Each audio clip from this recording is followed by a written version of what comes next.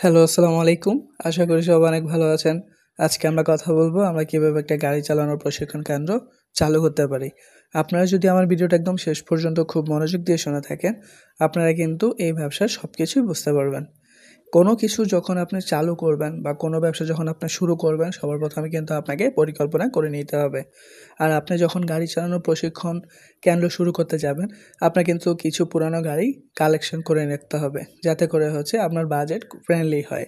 এবং কি আপনার কিন্তু নিজস্ব ড্রাইভিং লাইসেন্স থাকতে হবে। এবং কি আপনাকে কিন্তু এই যে প্রশিক্ষণটা যে আপনি করাবেন, সেটার জন্য একটা লাইসেন্স করে নিতে হবে। আপনার নির্দিষ্ট একটা অফিস অথবা দোকান থাকতে হবে যাতে মানুষ আপনার সাথে সেখানে গিয়ে যোগাযোগ করতে পারে। আপনার কিন্তু গাড়ি চালানোর প্রশিক্ষণ কেন্দ্র দিলে অবশ্যই নিজেরও একটা অভিজ্ঞতা রাখতে হবে। যদি আপনি কর্মী দিয়ে কাজ করান তারপরও কিন্তু আপনার নিজের সেটা জানা থাকতে হবে। যদি কোনো কারণে কর্মী না আসে, যাতে হচ্ছে জিনিসটা আপনি নিজেও শিখাতে পারেন। আপনাকে কিন্তু ভালো একটা পুঁজি রাখতে হবে। আপনি যদি একটা গাড়িতে ইনভেস্ট করেন, যদি ২ টা গাড়িতে ইনভেস্ট করেন, আপনি সেই ইনভেস্টগুলা দিয়ে কিন্তু যদি আপনার কিছু স্টুডেন্ট হয়, তাদেরকে দিয়ে আপনি চাইলে কিন্তু একটা ভালো টাকা আয় করতে পারবেন। আপনাকে অবশ্যই গাড়ি চালানোর প্রশিক্ষণ কেন্দ্র খুললে আপনাকে মার্কেটিংয়ে সবচাইতে বেশি ফোকাস দিতে হবে। আপনাকে অনেক বেশি মার্কেটিং করতে হবে। আপনি যত বেশি মার্কেটিং করবেন, যত বেশি প্রচার প্রসারণা হবে, আপনার এই জায়গাতে কিন্তু আপনার স্টুডেন্টের সংখ্যা বাড়তে থাকবে। অবশ্যই এই জিনিসটা মাথায় রাখবেন। অবশ্যই চেষ্টা করবেন লিফলেট বানানোর জন্য। আপনি চাইলে লিফলেট বানিয়ে হচ্ছে সেটা খবরের কাগজের ভিতরে করেও দিয়ে দিতে পারবেন।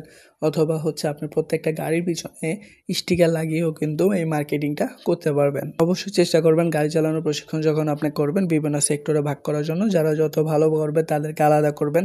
যারা যত বাজেভাবে শিখতে আসবে, মানে তাদের কোনো অভিজ্ঞতা থাকবে না, তাদেরকে বেশি গুরুত্ব দিবেন। এতে করে হচ্ছে আপনার সুনামটা বাড়বে। একটা নির্দিষ্ট সময় আপনি চেষ্টা করবেন এই প্রশিক্ষণটা দেওয়ার জন্য। কারণ অনেক স্টুডেন্ট থাকবে কলেজের, হয়তো স্কুলে থাকবে বা অনেক কর্মজীবী থাকবে যারা হচ্ছে যে অফিস টাইম বা স্কুল টাইম, কলেজ টাইম সময় দিতে পারবে না। আপনি এমন একটা সময় হচ্ছে আপনারা এই প্রশিক্ষণের সময়টা রাখবেন যে সময় হচ্ছে মানুষ সবচাইতে বেশি ফ্রি থাকে।